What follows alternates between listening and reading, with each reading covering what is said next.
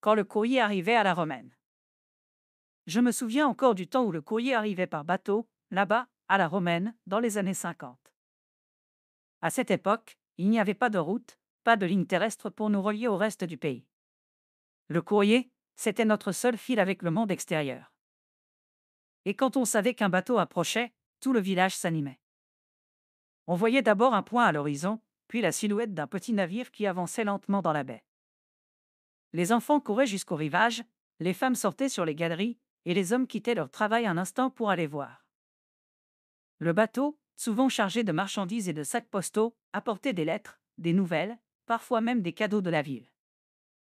Mais quand la mer se glaçait et que les bateaux ne pouvaient plus passer, c'était le tour des avions et, parfois, des hélicoptères. Une grande plateforme avait été installée non loin du village, juste assez solide pour accueillir un appareil léger. On entendait le bourdonnement du moteur avant de le voir apparaître dans le ciel.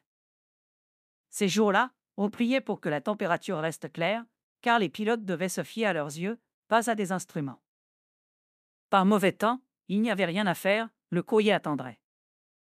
C'était Poste Canada qui confiait la tâche à de petits entrepreneurs, des hommes du coin ou des pilotes courageux qui connaissaient bien la côte.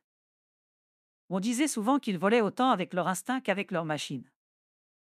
Je me souviens de la joie de recevoir une lettre, le papier encore frais du froid, portant l'écriture d'un proche parti loin. Pour nous, chaque enveloppe valait plus qu'un trésor, c'était une voix qui traversait le vent, la neige et la mer pour venir nous retrouver. Aujourd'hui, tout arrive en un clic. Mais à cette époque, attendre le courrier, c'était un moment de vie. C'était l'impatience, la curiosité et surtout le bonheur simple de savoir que